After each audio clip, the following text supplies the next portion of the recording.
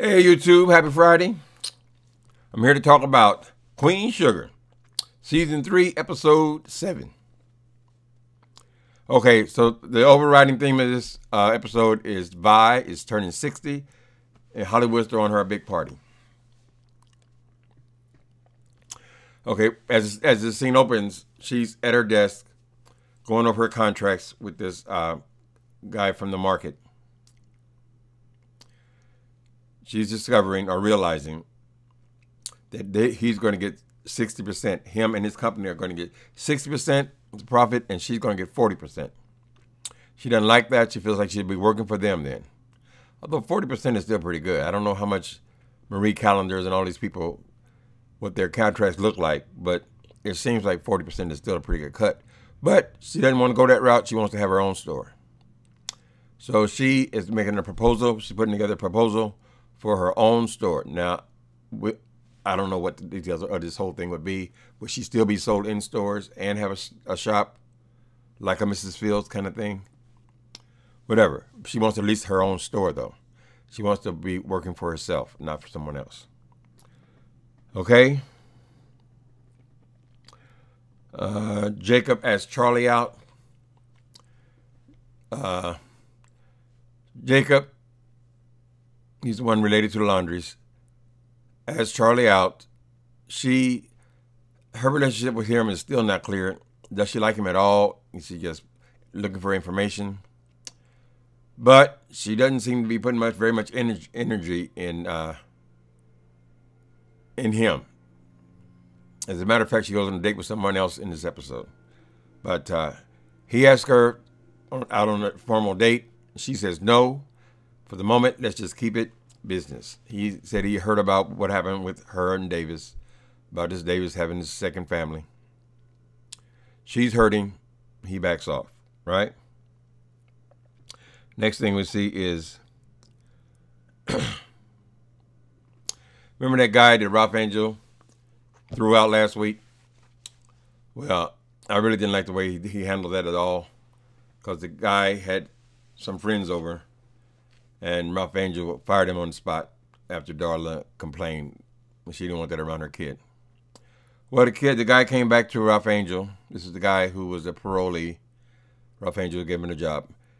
And he asked for his job back. He apologizes. Ralph Angel said, hey, I'm going to give you a second chance. I don't think this means a second chance to live in the house, but more to work on the farm.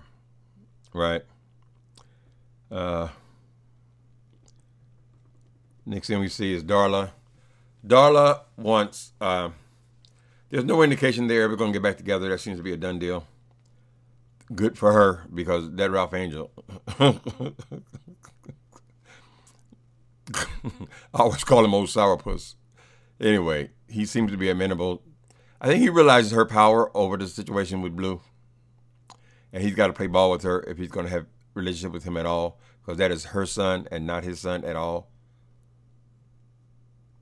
Okay, so she said she wants a formal, written agreement, a schedule about when how they're going to share time with him, because she makes plans. She takes him to the museum. She painted his room. She wants to spend the whole day, and at the last minute, he informs her that Vi's birthday party is that day, and that obviously she didn't feel comfortable around Vi and them, so she couldn't come to the party. She couldn't take him.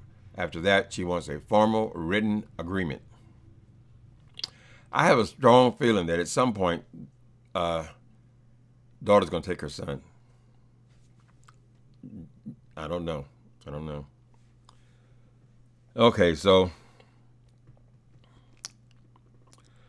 Nova has a talk with Mr. Prosper. Mr. Prosper and her father were like brothers, and he explains, well, after he says how when he got out of service, he leased the land for as long as he could lease it from the Landrys. Nova asked the question, well, is it better to lease or to own? And she kind of spoke about some of the difficulties her father had with paying the taxes and so forth. And Mr. Prosper was telling her how, yes, he did have dark times, times when he could barely hold on to the farm.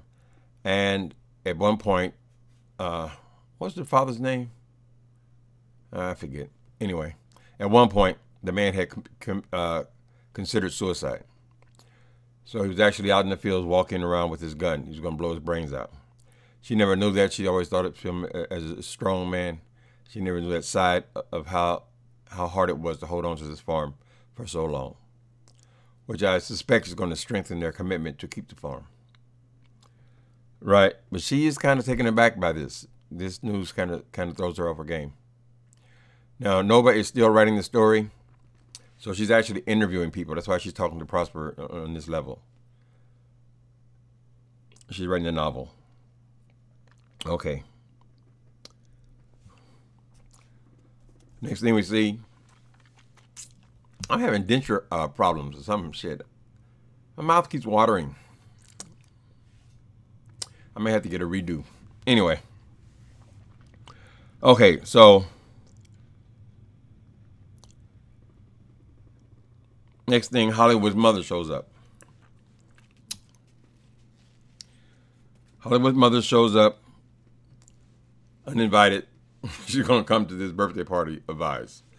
Now, her and Vi have not had the best relationship, mainly because, the obvious thing that Vi is 60 years old, and I think Hollywood's about 40. So she's got 20 years on him. So any mother would, they would have pause for that. But she seems to be pretty agreeable. She comes and she stays in the house. Now, this is Vi's house. Vi has got some real man burn. She wants to have her own house, which she does. She owns her house. Her own business. She don't want Hollywood helping with the business at all. And we've discovered that she even wants her own name. So even after she marries him, she won't take his name. So at some point, he gives a pretty good dialogue about how she won't let him help her with anything. The only thing he could give her was his name, and she don't want that either. So they make up, of course. That's probably the most successful relationship in this series.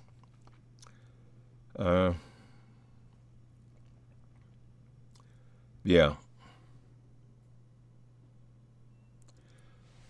Yeah, so Vi wants to keep her name. Hollywood announces at the party that he's going to take this woman to be his wife. Her name's going to be such and such, such and such. She has paused at the party, but later on she tells him, I don't want to hurt your feelings. I don't want your name. I want to keep my name. So I don't know what kind of monster she was married to, Vi. But that man did some serious damage, where she is 60 years old and still carrying all of these resentments and this distrust. Strong independence. She wants to be independent. That's why she wants her business to remain her business. She don't want anybody telling her what to do. Okay. Then at the party, also the family meets Trin. Trin is Rob Angel's little, they say, friend at work. But they're seeing each other. They meet her. We are welcoming to her. So I guess Vi's problem with white people being in her house, specifically because Trin is an Asian girl. She don't seem to have no problem with her at all. Vi didn't have no problem going over to the white guy's house, her partner. But when that guy showed up at her house with Hollywood, she went off. She couldn't take it. So I don't know what her deal is. Maybe she's grown some. Let me see. Next thing we see is Charlie going on a simple date with that young doctor, that little Spanish guy. They have a nice conversation. They're in like a diner. They sit at the counter. So I wouldn't call it, not like a real date. They're eating together. And I'm not sure which one is going to be her love interest. It seems like it might be this doctor guy, though. He's a very good-looking guy. I haven't seen her warm to like that to Jacob, so I think Jacob's going to lose in this. They're going to give Charlie somebody, and it may very well be this doctor. The next thing, this all climaxes when, okay, Charlie's private eye digs up some information. the Landrys, she figures out what the Landrys are up to. They want to lease. I'm sorry about this grill thing I'm having. I have to really do something about it. The Landrys own all this land, right? All these farms and all of this. I don't know why they would need that much land. They have a plan. They're going to lease this land to the government for a private jail. Well, that's kind of a contradiction, because if it was private, why would the government need to lease it? I guess they're going to contract with the government and build this huge jail on that property. Now, of course, I had to evaluate this. Now, why would they need all of these acres and acres and acres and acres of land just to build a jail? How big is the damn jail going to be? That'd be one hell of a jail. A prison, but they didn't say it was a prison. They said it was a private jail. Now, San Quentin, I was in San Quentin many times. They still do not own that land, even though that jail has been there over 100 years. They've got a 100-year lease on that land, and it was recently renewed. Recently, even when I was still there, so maybe 15 years ago, it was the lease was renewed. But they had a 100-year lease. That's how they do it when they're building these huge things. So it seems to me that any one of these farms would have been enough land to build a jail. But that's just a technical type thing. They're presenting this as they want all this land, and the Landry's land sits right in the middle of it.